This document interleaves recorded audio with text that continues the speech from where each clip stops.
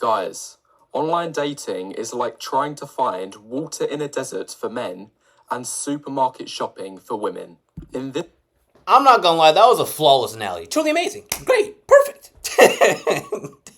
That literally sums up what it's like perfectly. Concise, immaculate, accurate, amazing. Great analogy, Mr. Wheat Waffle, sir.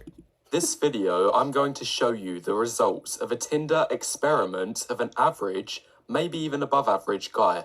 And by the end, I'll prove just how bad these apps have gotten and just how much the odds are stacked against you as a man.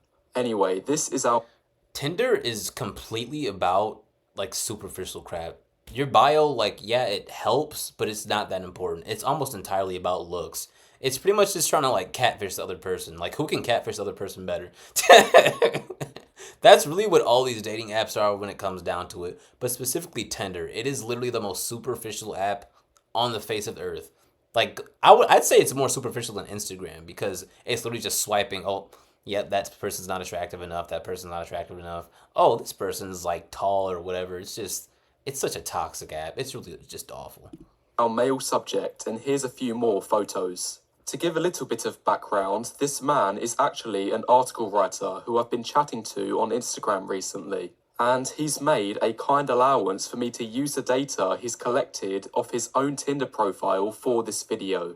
He describes himself as average looking, maybe even a bit above. I'd largely agree with this and think he falls somewhere around the 6 out of 10 range. He's from Canada, which is where he still lives and is based in a medium-sized city of 1 million people. He's 22 years old. He ran the experiment for 4 months and as shown by the thumbnail, he made over 16,000 swipes. There's two more things that are noteworthy. One, he purchased Tinder Gold, which for anyone who doesn't know is the paid version of Tinder that gives certain bonuses and makes your profile shown more in the card stack. And two, he's fairly tall. 6'3" to be precise. I found this very Bro, he's playing on a lower difficulty then. Why'd you pick this guy? 6'3"? Bro! That man is playing on a very low difficulty on me. Try being about 5'8". That's about what height I am. It was difficult for me. A struggle. I made it work though. very noticeable by looking at how often he towers over people in his pictures. So this factor will likely have influenced his results. Now let's get to the profile itself. He used 3 pictures on his account. The first, just him with a dog.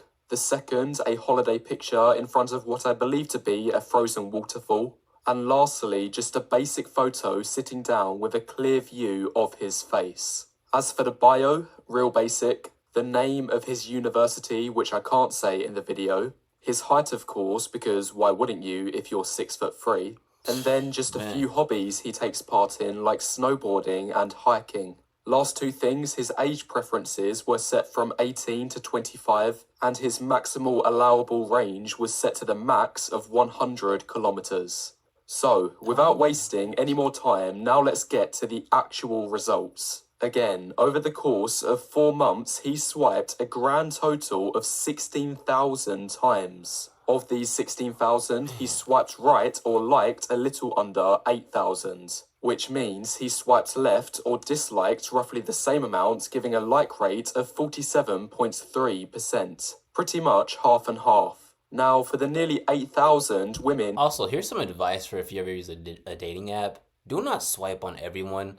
That'll literally tell that'll tell the Tinder algorithm that you're desperate and you're literally just looking for anybody, and that'll put you way down at the bottom. You should swipe really only on people that you know for certain that you'd actually want to like meet up with in person. That's a little tactic for you there if you want to use those toxic ass dating apps. I can't stand dating apps. I truly can't. And he liked, here's the kicker, just 290 of them matched. So the other 7,000 or whatever didn't. They either did not think he was good enough or they simply didn't see him. This is an abysmally low 3.7% match rate. Damn. And if we average this figure out over the entire duration of the experiment, we find he's grappling with just 2.5 matches per day. Now on to message conversations. Of the 290 women he matched with, 99 of them had at least one message being sent or received, 87 of which he made the first move, while the remaining 12 had the woman opening on him. Which is actually pretty good, given the fact that most women never ever reach out with the first message on dating apps. Either way, this shows 191 of his matches served absolutely no purpose besides collecting dust, as nothing got initiated. However, if I'm honest, I think our subject could have done a little better here. I think if he messaged at least 250 of his 290 matches, he'd still have a pretty large funnel to work with before going into trying to arrange dates. And this still gives a fairly large allowance of 40 for any women he swiped on by mistake, or took another look at their photos after matching and found they weren't as attractive compared to his first glance. Now, really think about how we just broke down those numbers real fast. What number did we start at? How many swipes? Over 16,000 swipes. We're down to 99 matches now. That was out of 16,000 swipes, 99 matches. Bro, that is truly insane. You're literally wasting your time at that point. And you gotta think, this guy is 6'3". He's playing on a lower difficulty. He is. Now, if you're like around my height, if you're shorter, bro, it's gonna be extra hard. It is. He can still do it, but you gotta put in more effort. Just is what it is. Anyway, carrying on with his 99 messages. Right off the bat, 31, that's almost a third, either left him on read or never even opened his initial message, leaving just 68 conversations for him to work with. Then, of these 68, a further 40 women ghosted him after a short message exchange. Our subject also gave up on 17 conversations himself, which leads him being left with just 11 phone numbers where he can carry on texting over WhatsApp or iMessage. What should be Finally, 28, of these last 11, after all of this effort, after 4 months of painstakingly swiping over 100 times a day, every day, our guy was rewarded with just 3 dates. So, well, he kind of screwed up those numbers by being lazy. How are you gonna do a damn survey and be like, let me just leave these 17? Like, bro, come on, dog. We're trying to get these numbers here, bro. For the other 8 girls, they either gave up on texting, declined his date offer, or simply never turned up. And just to be clear, there is no silver lining to this man's efforts. None of his 3 dates. I'm not gonna lie. One of the most painful things ever is when you set up a damn date and they either ghost you like when you're about to get like on the day of, like if they ghost you on the day of before you actually are getting ready and stuff like that, okay. But if you're already ready and you're about to leave and they block you, or you get there and they don't respond until like days later, bro, like if you ever done that, you were a horrible person. That is just so toxic. You're wasting people's time, money, and energy, bro. That is just purely toxic. Materialized into anything long term. So, besides some dating experiences and a reminder of the futility of online dating as a man, we can safely say that this whole ordeal had been a complete waste of time. One more time, the results, in short form. Of his 8,000 likes, just 3.7% matched. Of this 3.7%, he got numbers from, again, 3.7%. And of this 3.7%, a little over a quarter led to actual dates, for which, finally, a grand total of 0% led to anything long term. Anyway, bro, those numbers are what? Over 16,000 swipes. Down to 3 dates. 3. Long term, 0. I'm not in contact with, bro. I wasted so much time and energy on dating apps, like back in the day. Man, that was just dumb. I could have been like outside, like actually talking to people. But for some reason, people just don't want to do that anymore. They like that dating app, stupid, freaking metaverse crap, whatever.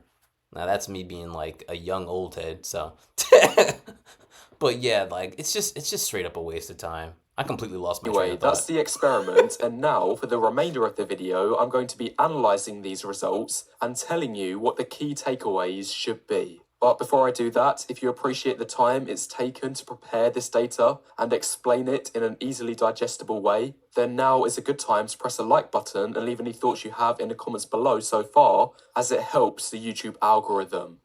Now on to the analysis. First, you've probably heard the term hypergamy being thrown around quite a lot on various channels specializing in dating. Well, let's set a few things straight about our guy used in the experiment. For anyone who doesn't know, hypergamy is the idea that women only want to date up, particularly in terms of looks, height, status, job, wealth, lifestyle, social circle, and so on. Well, when we take a look at our guy, he literally ticks all the boxes. And I'm not saying any of this to blow smoke so you can leave your wheat waffles as a simp comments elsewhere. This is simply making a point. We've established he's average to slightly above average in the face. He's 6'3", he's college educated, he has a reasonable status job of being an article writer. It's clear from his expensive hobbies such as snowboarding and boating he's been raised in a family of the middle wealth bracket at the very least, possibly even upper. These hobbies also tie in with showing he has a good lifestyle. And lastly, it's clear from his... Wait, did he say one of his hobbies is boating? Yeah, that guy is rich. Nah, I don't know any middle class people who just be boating for fun. Just out on the boat, not even fishing. Like, I know some middle and lower class people who go out fishing, but just on the boat to chill on the boat, yeah, that's rich people stuff. His Instagram, he has a good social circle too. Therefore, Bro, look at that in house. theory, This given all these things, it should be that he satisfies the hypergamy of the vast majority of girls out there. As a matter of fact, in the title of this video, I use the words average guy Tinder experiment. However, in reality, this guy is anything but average. He has better than average points in every category. Yeah. Yet despite this, 96.3% of women out there did not match with this guy. Damn. And if I'm honest, I'm not even surprised because I know dating apps have gotten this bad. And this study I found confirms this. Men on average swipe right on roughly half of all profiles they see. Meanwhile, women, they're swiping right on only the top 5% of guys they find attractive. So, in simple terms, if you're not in the top 5% of men on dating apps, you may as well forget using them. This is why I want, if you learn one thing from this channel, I ask for nothing more than to stay off the dating apps. Just stay off them. There's far better alternatives. Check my last video for simple follow the chart guidance. It's funny, people out there say my channel is depressing. But guys, I promise you, there is nothing in this world more depressing than going on a dating app and having swipe after swipe reinforcing a potentially false belief in yourself that you're unwanted. I've been there. I don't know what's worse, like getting 0 matches on Tinder or like getting a few rejections. I don't know. They both suck ass. they just suck. You know what I'm saying? Something like most women will just never have to experience. Just going up to someone and asking for their number, trying to start up a conversation, trying to hold a conversation. Bro, ladies, if you're watching this, bro, it's just not easy for us. Unless you're a player who just does it all the time and it's easy for you because you just do it so much. It's just not easy. Like, bro, it is just... Actually, I might say going up to them might be better for you overall. Because you can actually build a lot of confidence doing that, even from the rejection. So, it's hard, though. Especially, like, starting out. It's difficult, bro. It is. And myself. But now, I've not used dating apps in over a year and I'm in a much better place in every aspect of my life. These apps are rigged against you and can give a sense of reality that's totally different compared to dating in the real world. Yeah. Interestingly though, if you have female friends, they'll experience the polar opposite to men from online to real life. These apps are designed for women. In real life, women might get 1 or 2 compliments every so often. But when they log on to dating apps, it's like they transform into the hottest woman in the world. And this is true for even average to below average women. Every one of them is getting hundreds of matches and heaps of attention. And if you're a guy, don't for 1 second think you are or will be the exception to the rule. Unless, of course, you genuinely are in the top 10%. But the point I want to make is don't delude yourself into thinking you're a top 10% guy when your Tinder results show you're obviously not. Remember, if this man can't get decent results online, then chances are you won't either. And yes, although the pictures he used weren't the best photos in the world, I know most of you have pictures that are way, way worse. I know this because some of you have sent your Tinder profiles to me on Fiverr. If you think your shirtless mirror selfies will cut it, then think again. I also know a good 97-98% of you are nowhere near as tall or have as an exciting lifestyle. I could go on.